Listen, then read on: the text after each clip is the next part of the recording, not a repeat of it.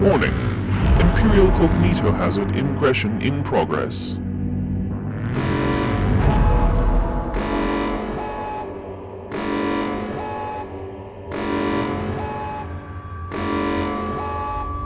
Warning. Imperial cognito hazard ingression in progress.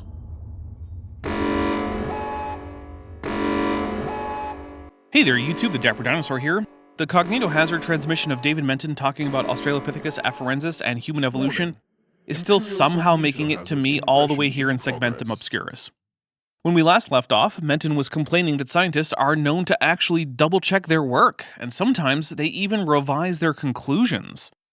Now, he's actually finally going to start talking about the topic, the anatomy of Australopithecus afarensis. The thing that's interesting about afarensis is that it's about 40% complete. That is, about 40% of all of the bones were found reasonably together. And here's a fun fact. Because apes are bilaterally symmetrical, you can mirror those bones and get not quite 80% of a skeleton, but almost that much. And if you look at the skeleton here, a good part of the skull is missing, but other skulls have been located since, so we can put that together. That's true. There are no feet, just a couple little bones here and no hands, but we have found other specimens that includes bones from the wrist and from the hands, and this will prove important in a bit, as well as bones from the feet. Interestingly, the aforementioned little foot had a very complete ankle and proximal portions of the metatarsals. I bet Menton will lie about the condition of them. So taking all of the specimens, putting them together, we have a fairly complete idea of what Lucy looked like. That's true, and she looked a whole lot more like this upright reconstruction with inline big toes than she did like this anatomically impossible and deliberately dishonest quadrupedal reconstruction with divergent big toes. So if this is an ancestor of Homo sapiens, we have a good chance of seeing it. I mean, sure, but again, there's no way to say if A. afarensis is a direct ancestor of humans or not. The significance is that it's certainly more closely related to humans than chimps or bonobos, and has the kind of transitional morphology that we would expect to find on the human side of that split. That is a lot of basal characteristics of Miocene apes, along with the derived traits of modern humans, such as a valgus knee, a human-like pelvis, a skull where the spinal cord enters at the bottom instead of the back, and human-like feet with an inline big toe. This is the skull of Australopithecus afarensis. Specifically, this is the skull of AL444-2. And when we look at the skull, right away we see that this is not a human skull. I'm not aware of anyone saying that A. afarensis was human under basically any definition in common use. Remember, the whole idea of universal common ancestry is that organisms share ancestry with other organisms that are not members of the same species, genus, family, etc. That means that there are wolf ancestors that are not wolves, there are whale ancestors that are not whales, there are human ancestors that are not human. And those ancestral groups also had sister groups that did not leave living descendants. We should expect that if we find either those ancestors or their close kin, that they will not look like the modern organisms whose evolutionary history they are a part of. They should instead have a mix of those traits of those later organisms and those even earlier organisms from their own ancestry. So if we find an ape that is in the human lineage, we should expect it to in many ways resemble earlier apes, but also in some ways resemble modern humans. Pointing out that such an animal resembles its ancestors does not negate its part in the story of evolution of humans. Rather, it is expected. Also, imagine what would be said if we found a modern human skeleton from 3 million years ago rather than intermediate forms. The Creationists would simply crow about how we don't even have a plausible transitional form. Menton is setting himself up to eat his cake and have it too. The most dramatic thing is, look at the face here. It slopes at an angle. We call this sort of a shovel face. I don't know who Menton meant when he said we, because what actual paleoanthropologists call it is prognathism, but okay. And the human face goes up and down more vertically. This slopes. Wow, wouldn't it be a shame if we had a whole series of hominin skulls with less and less prognathism leading up to modern humans about 250 or so thousand years ago? Oh wait, that's what's on screen, isn't it? Yeah, of course earlier hominins had prognathic faces. Their ancestors did too.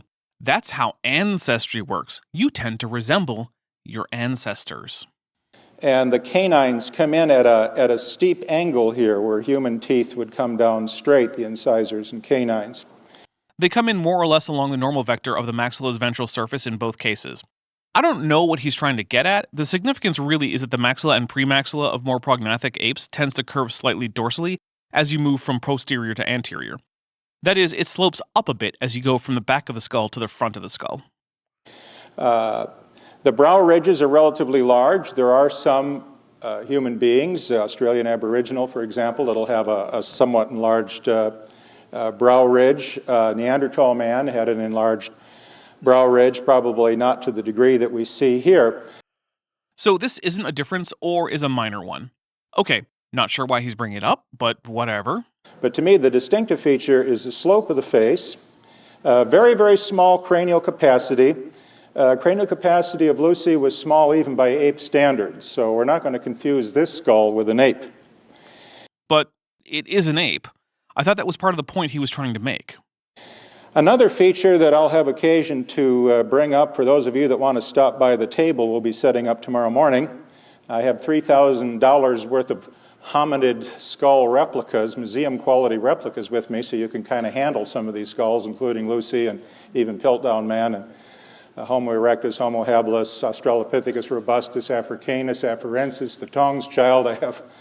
The Tong child is an Australopithecus africanus, so he already covered that. Life-size museum-quality replicas of all of these. Okay. And when you look at them, you'll notice, when you compare them to human skulls, apes lack nasal bones.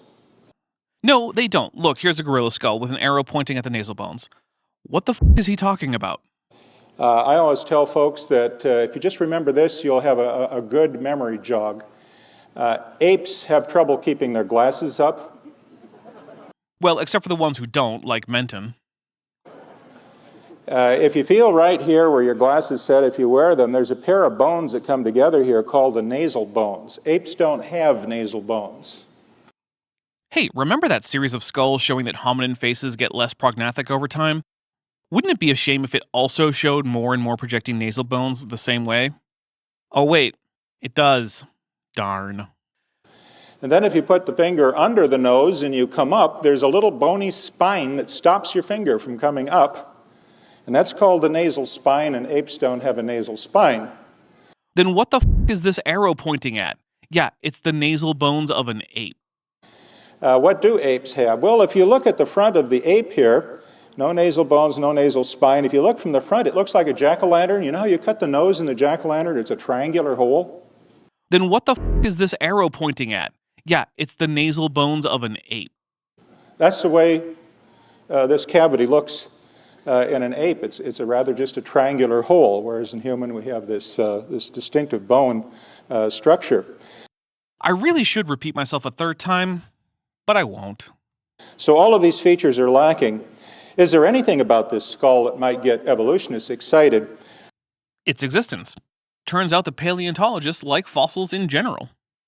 But more specifically in terms of human evolution, it's the foramen magnum being at the bottom of the skull like in humans, but unlike in chimpanzees, indicating the habitual orientation of the spine was vertical in this animal, which is a trait it shares with humans. Presumably, it was also prone to back pain like humans are. Well, the teeth are relatively small for an ape. True, and another similarity with humans. There are other apes that have relatively small teeth, Theropithecus gelata and others. That's the gelata baboon. Not only is that not a ape, look at its skull. Does he mean to tell me that this skull has small teeth? Those canines look like they could have popped right out of the skull of a goddamn sexual tyrannosaurus, just like me. This man was not a serious person. Another feature that excites people is that the teeth of the Australopithecines tend to have relatively thick enamel. Also true, humans have unusually thick enamel compared to most other primates. You see, apes have, by and large, thin enamel, and humans have relatively thick enamel. So we should expect that a potential human ancestor, and animal more closely related to humans than chimpanzees, should have relatively thick enamel, not necessarily as thick as in humans, but thicker than in most apes. So yet again, Australopithecus afarensis is looking like an ideal transitional form. But it turns out that there are some apes alive today that have relatively thick enamel, like the orangutan.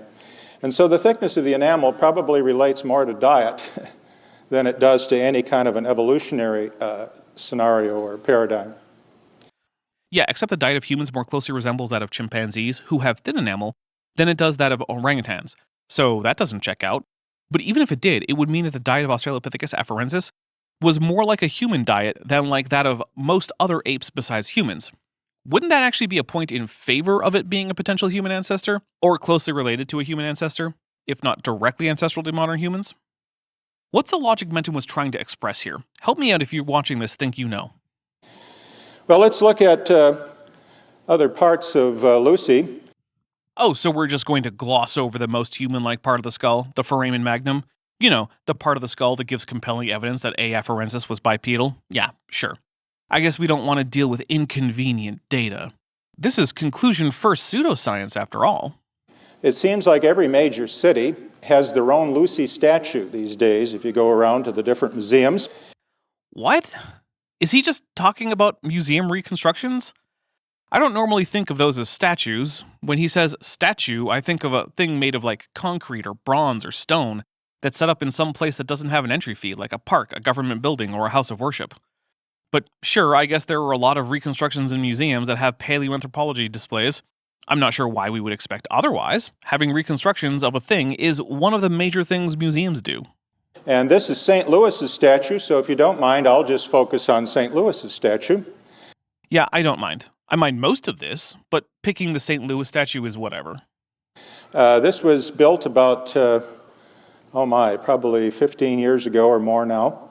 And when we look at this statue, it's very lifelike. It has real hair in the surface, and it's standing about this tall, not very tall. So it's basically life-size then, or Chesh size, if you will. And if you look at the mannequin, you see some distinctive features. First of all, very ape-like head. Well, yeah, Lucy was an ape. What he means in normal people speak is that she has a very basal head, and yeah, she does. The only particularly derived aspects of the Australopithecus skull are the placement of the foramen magnum to allow for upright posture, the relatively small teeth compared to other closely related apes, and the fact that we can see a hint of the parabolic shape of the modern human tooth row in contrast to the boxy shape of the tooth row of most other apes. But the trunk and the breasts and the genitalia are distinctly human for a female. Well, I don't know what it means for her to have a distinctly human trunk. As for breasts, this is an adult female bonobo stretching. I don't think anyone would say that she is a human, but if you're telling me that non-humans don't have very human-like breasts, then I think you probably just haven't seen human breasts much. It turns out that pendulous breasts are pretty common in African apes, and Lucy was an African ape. And I don't just mean apes that live in Africa, I mean the great apes that are more closely related to gorillas than to orangutans. That includes humans and bonobos. As far as the genitalia, the only thing I can think that he means is that there's a lack of genital swelling, something you can actually see in the picture of the bonobo. But it's also not a permanent feature of female apes, even in species where it occurs. It generally indicates readiness to mate. So I guess David Menton is complaining that Lucy just isn't fertile enough, like he's some kind of zoophile incel? Also, we don't know when this trait was lost in the human lineage. Further, of course, museums are sensitive to cultural hang-ups about such things, so even if we had good reason to suspect that Lucy had such a feature, it's not surprising that the museum would gloss over it. The arms and the hands are distinctly human, though possibly a little bit longer proportion-wise than most modern humans. Which is in line with the proportions of the Australopithecus. The legs and feet are very human. In fact, look at this leg. If you were to shave that leg, it could be used in a Hanes ad, I would think. Again, this is in line with what we know about the legs of Australopithecus, which were proportionally much like human legs, had inline big toes, and even had an angle at the knee joint that is very similar to that found in humans, which caused the femurs to angle towards the center, and then for the shins to go straight down, bringing the feet closer in alignment to the center of mass, making bipedal upright locomotion easier. Menton is just complaining that this reconstruction is too accurate. He, of course, would prefer a less accurate reconstruction that makes it less obvious how many human-like traits that Lucy had. And notice that Lucy knows a little bit about modeling, too. As every good model knows, if you point the toe, it tends to extend the leg. and she appears to be doing a bit of that. Is he now complaining that Lucy is posed in too sexy a manner? I was joking about the zoophilia thing, but maybe there is more to that than I was originally thinking. Also, non-human apes adopt poses in nature that look pensive. It's just a real thing apes do today. Why wouldn't an ape in the past do it? Also, the hand up like this and pensively looking off in the air tells you that very likely Johansen had found a fossilized thought. Damn, bro, you got the whole squad laughing. And I happen to know what the thought is that she's thinking at this very moment. She's just thinking, I don't have a thing to wear. But you see, once again, the artist is editorializing and fictionalizing, I believe, by putting into this creature this pensive look, this gaze, which leads one to believe that it is thinking. I mean, yeah, the artist is trying to make you, a thinking creature, think about your ancestry and using that pensive pose to help you do it. But it's also a normal ape thing to do. You know, because all apes are closely related, humans included. Well, given the fact that from the neck on down, this is essentially a human body. I mean, in some ways, but the shape of the chest, hips, and feet are in fact different for humans, at least in real Australopiths, if not in this reconstruction. And from the neck on up, it is sadly an ape head, primitive even by ape standards. Except for the shape of the tooth row, the tooth size, and the placement of the foramen magnum. He really doesn't want to talk about that, does he? It has a powerful effect on people that go through the zoo. I've stood there and watched young children in particular go through big groups of them with classes. And you'll hear things like, oh, look, Mrs. Ferguson, an ape man. I don't believe him. That's a story that didn't happen. Take a drink. And Mrs. Ferguson points out, no, Johnny, that is an ape woman. Still something that didn't happen. So it's even politically correct, very difficult to deal with it. I really wish I were surprised by the fact that Menton seems to have thought that the existence of female animals and their portrayal as such in paleoart is political correctness. But see, you wouldn't have to know how to pronounce or spell Australopithecus afarensis. If you're a child, you just go through the museum, you look at it, ape head, human body, the message is very powerful. That's probably part of the goal of the display. Now, this is a complete misrepresentation of the way Lucy looks. Wrong. And the zoo has admitted that they were aware of this at the time they built the mannequin. I've heard creationists say that, but other than the condescending letter from the zoo director, I've never actually seen any evidence of this. It's not a particularly inaccurate reconstruction, especially not in the way that Menton has talked about. He was wrong about all those alleged problems.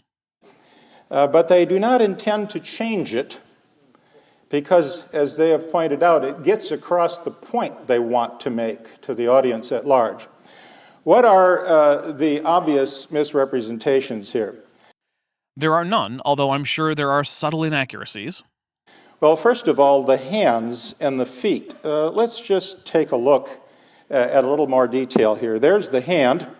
You could play piano with a hand like this, or violin.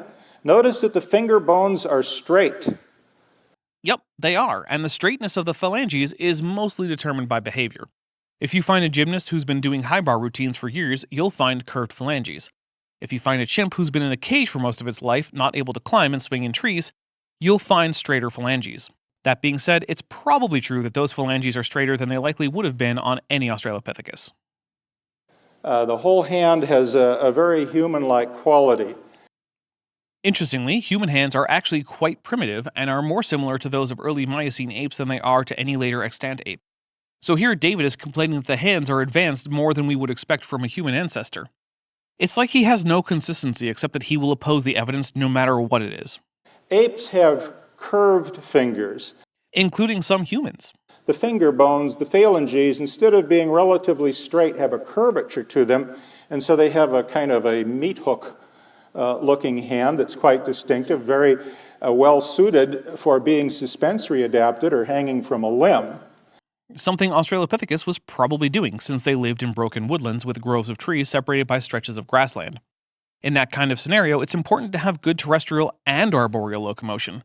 But also, humans who do a lot of suspensory activity will also develop curved phalanges. But not great for playing piano or pipe organ.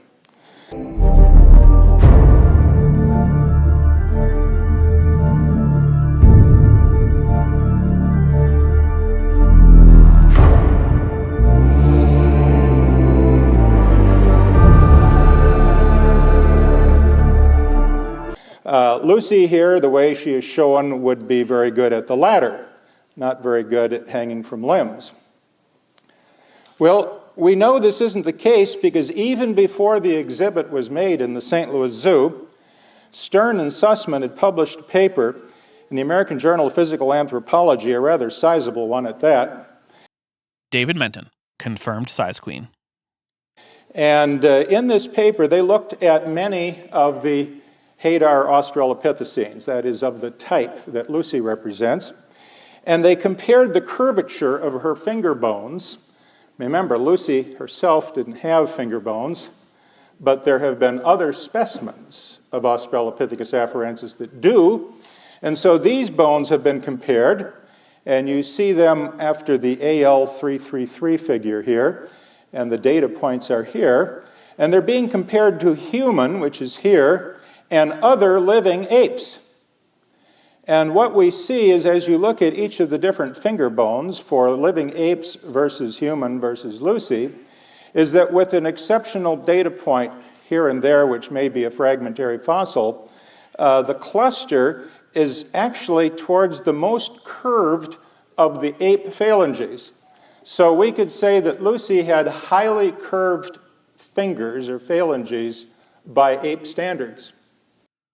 Sure, why not? I won't contest this. Other than orangutans, all the great apes that are extant today have adaptations to increased terrestriality and decreased arboreality compared to early apes. So it's not surprising at all that an ape only fairly recently diverged from an extremely arboreal ancestor would retain a lot of the features of an arboreal animal, and also probably a lot of arboreal activity.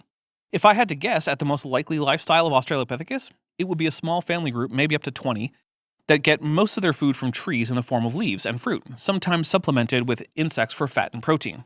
They probably went from tree stand to tree stand, moving from one group of trees to the other as the food was depleted.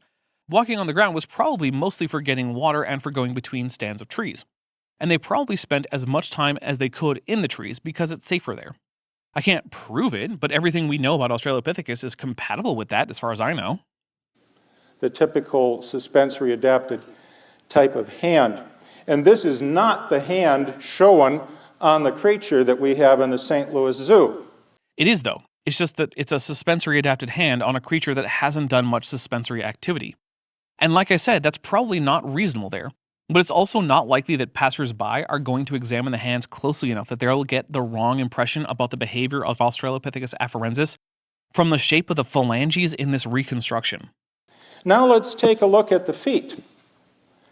I am really trying not to make the joke here. Well, first we'll say what Stern and Sussman concluded about the hand, then we'll look at the feet. Their conclusion was that a summary of the morphological and functional affinities of the Hadar hand leads inexorably to an image of a suspensory adapted hand, that is, hanging from a limb of a tree, surprisingly similar to the hands found in the small end of the pygmy chimp, common chimp range.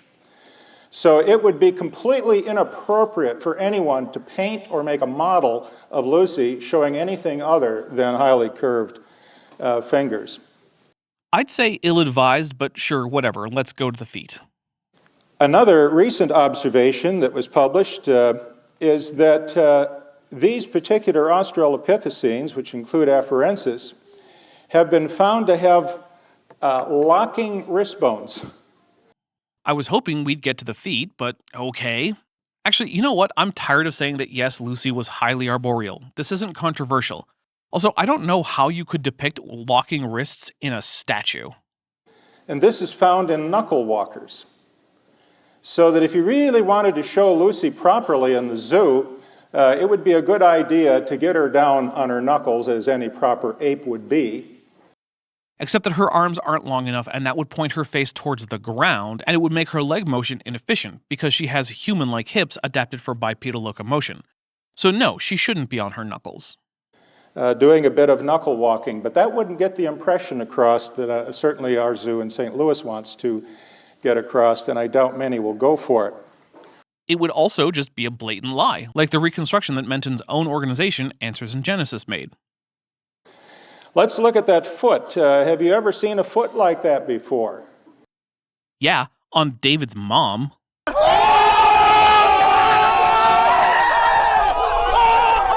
Sure you have. Kick off a shoe. Take a look. your foot is probably not quite that hairy. Wow, way to offend all the hobbits watching.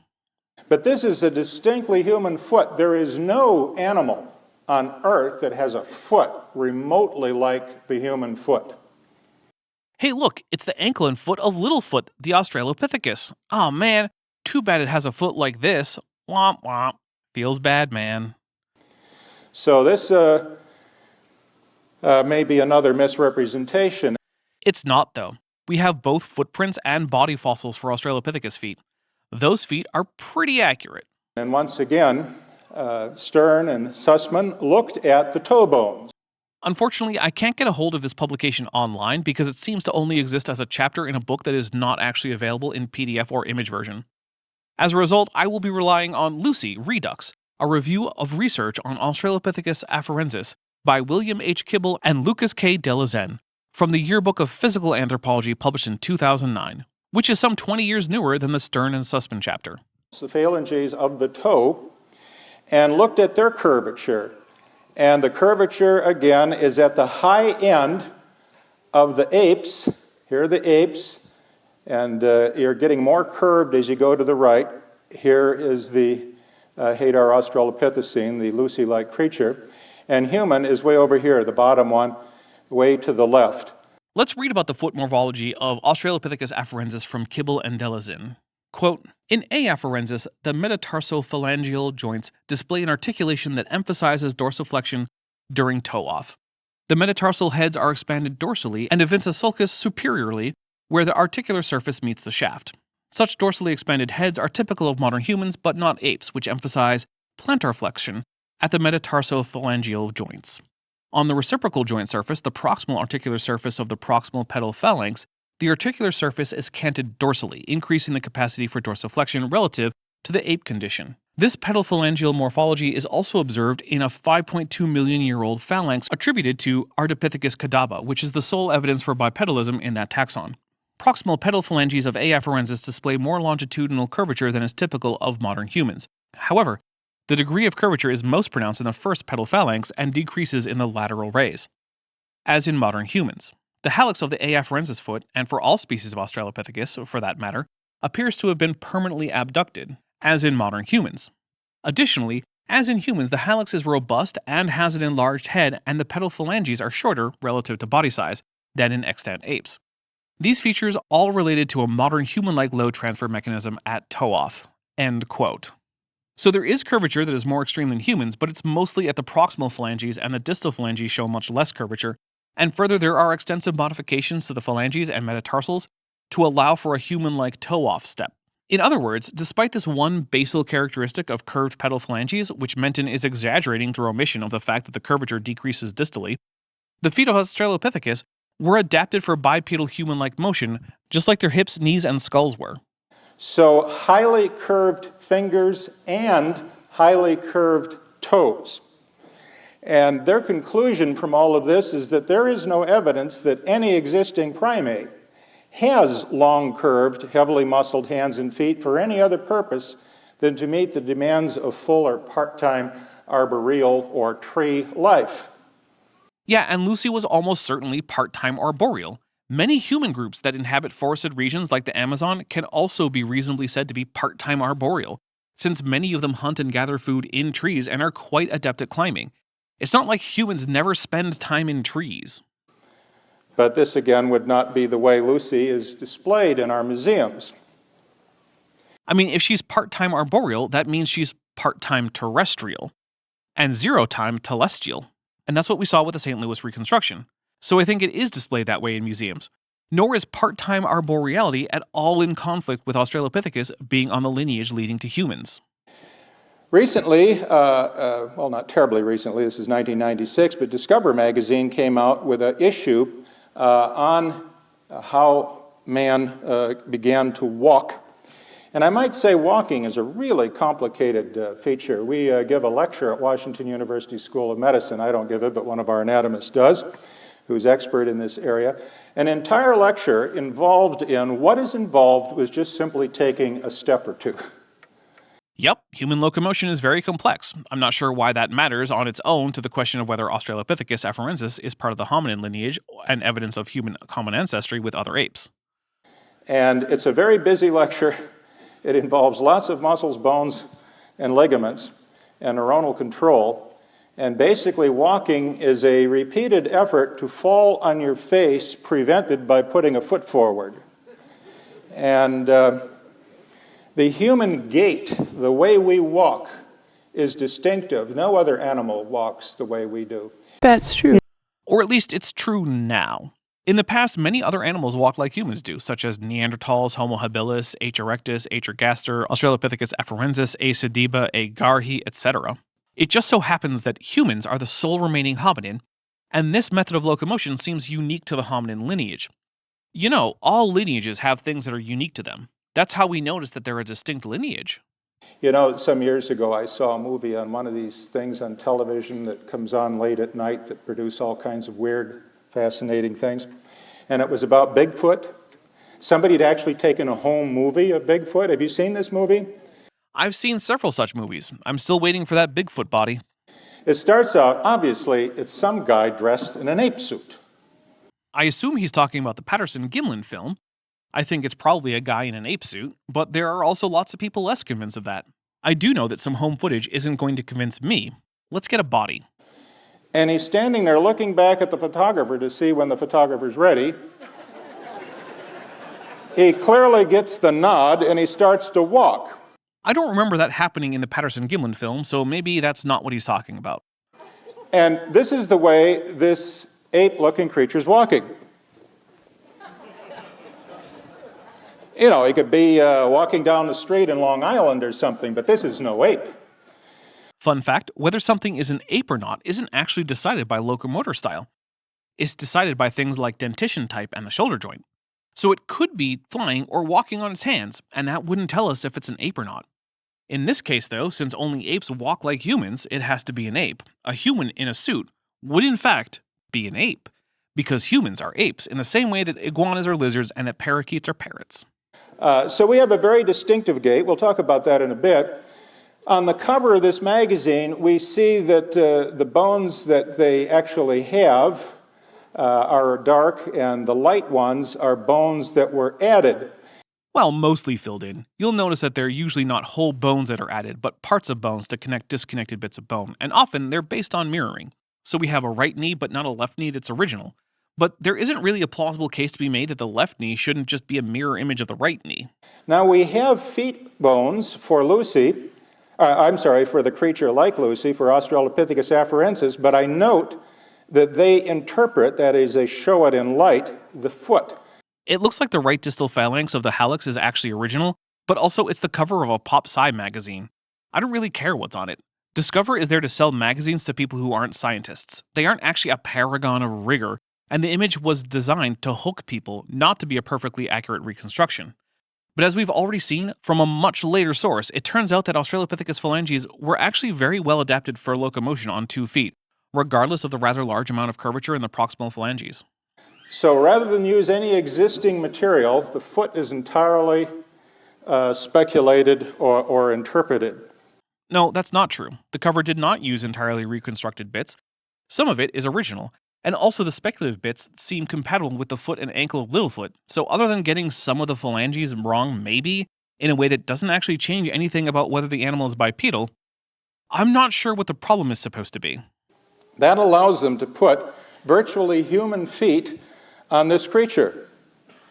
Here they are, and the title of this article is, "Why Did We Ever Get Up on 2 Feet?" Now, those foot bones are completely different than the bones that actually belong to this fossil. No, they're not. For one thing, there are no foot bones except the ones that are shown in dark that belong to that fossil. Which would have the highly curved toes. Only proximally. Let's not forget that. David Menton isn't giving the full picture. Now, to be fair, I don't know exactly when this talk was given, so he might not have had access to the 2009 paper, but he's still wrong about this. Why do they make the foot bones look this way? Because everything about the anatomy that does exist is only compatible with human-like bipedal locomotion, so the foot must have been as well. So they reconstructed the foot in a way that actually makes biomechanical sense. Well, they make them look this way because the evolutionary community is completely convinced that a creature like Lucy, Australopithecus afarensis, made the footprints discovered by Mary Leakey in Laetoli in Tanzania. No, that corroborates all of this, but there's also the knees, hips, spine, and skull of Australopithecus. The knees are angled for bipedal locomotion. The hips are angled to support bipedal locomotion without the legs having to swing out to the side like they do in a chimpanzee. The skull is situated such that when the spine is perpendicular to the ground, the eyes can see forward, and the spine has an S-shaped curvature characteristic of bipeds like humans, but unlike the single C-shaped curvature found in other hominids. Combine all that with phalanges and metatarsals that are made for walking upright with a human-like toe-off and an inline big toe, it would be dishonest and untenable to reconstruct Australopithecus as a quadruped. You've probably heard of these footprints. They're pretty amazing. It's a trail 73 feet long. It consists of 20 larger footprints in a distinctive human left-right stride and 27 smaller footprints walking alongside. You can see the two trails, littler footprints here, bigger footprints here. The thing that's really amazing is that right smack dab on the top of each of the bigger footprints is a third footprint of a tiny little person. Okay. Now, how do you get footprints of little people on the top of every footprint matching the stride of a much bigger person? A child making long steps while an adult, presumably a male, since this is the larger set of tracks, takes normal-sized strides. That would be most likely a form of play, something juvenile mammals are prone to do, especially relatively intelligent ones like ape juveniles. I heard Mary Leakey actually give a lecture on this at Washington University some years ago, shortly after she found it. And she was puzzled by this too. She said she just can't explain it. You know, some animals that are quadrupeds walk in their own footprints. But this is not a quadruped. This is a biped, no question. She said, you know, the Maasai, when they hunt, they step in one another's footprints to keep the noise down. And then, almost embarrassed, she said, and of course, little children like to walk in the footprints of their elders. Oh hey, the thing I said. And to do so, little children have to greatly increase their stride to hit every footprint down the line. That's true. I struggle to see why this is relevant. I don't know how you can conclude that that's what's going on here. I'm not concluding that, I'm just saying it seems plausible as an explanation. There are volcanoes in this area, and these volcanoes erupt to this day, and when they do, they produce an ash, and if it rains on the ash, it apparently sets up like concrete rather quickly. And these footprints were made, presumably, when there was ash on the ground from volcanoes, and when there was also rain occurring, and the footprints are just beautifully distinct. They have been buried for many years, of course, under a topsoil, but when the topsoil was removed and they saw one, they kept excavating, and they showed this whole trail 73 feet long. So the thing about the presumed child was just there for funsies? What the hell was the point of any of this? How does anything said so far about the Laetoli prints in any way make Lucy not an example of a transitional form between basal apes and modern humans? Now, the left-right stride is one of the best clues that this is absolutely human in appearance. Because if it were an Australopith, it would have a forward-backward stride? A side-to-side stride like a crab? What other options are there for bipedal locomotion besides swinging the left foot, then the right foot, then the left, then the right, and so on? That's also how bipedal dinosaurs of the past and present walk. No other creature, certainly no ape, has a left-right stride just the way ours would be. Nor are the strides of the Laetoli hominins just like a human stride. In fact, here are a small sample of papers that have examined the biomechanics of the Laetoli hominin prints and determined that while they are closer to human than to non-human apes like chimpanzees, they are still not actually compatible with having been made by a human. Laetoli prints preserve earliest direct evidence of human-like bipedal biomechanics by Reconstruction et al. Published in PLOS 1 on March 22, 2010. Hominid footprints at Laetoli, Facts and Interpretations, by Tim White and Jen Sua, published April 1987 in the American Journal of Biological Anthropology.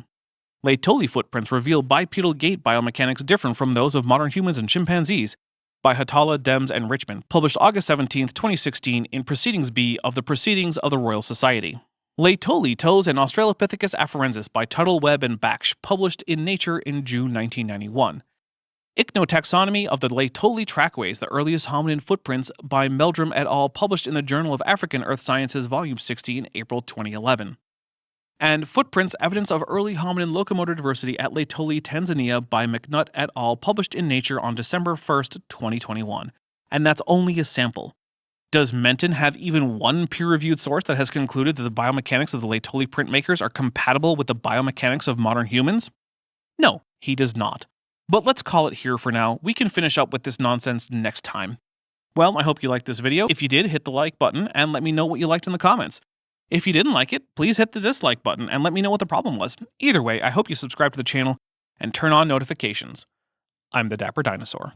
Hey, before you leave, I just want to take a second to thank my patrons and channel members, especially those pledging $20 or above. Sealoof, Benthovend, Tapioca Weasel, Michał Dominiak, Sphincter of Doom, Regios, Landon Knoll, Ian Chen, Eleron Teller, Phil Rivara, Kelvin Brostock Van Manen, David Hercules, Joshua Geese, Dan Sheedy, Pegajace, The Plastic Mouse, Arrow Dodger, Gordon Loves Science, Amber Athelian, Prixie Purple, Agricola Sequa, Me, Myself, and I, Fits of Rage 23, Edwin M., Kenneth Swanson, and John Ackerman. It's because of my channel members and patrons whom you're seeing on screen that this channel can stay afloat.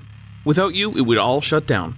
If you want to join the team, there's a link to join the channel below this video, and there's a link to join the Patreon in the description. On the Patreon, you can get a 15% discount for pledging annually, and either way, you get early access to virtually all of my scripted videos months before they come out for the general public. Thanks for watching.